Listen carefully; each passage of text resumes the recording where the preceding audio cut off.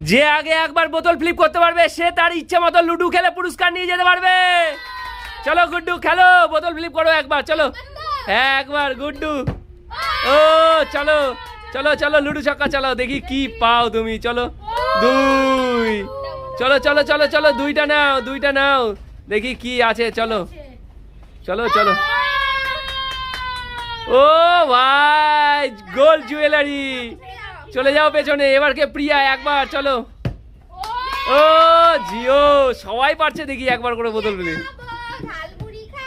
5, চলো 5 আছে, চলো।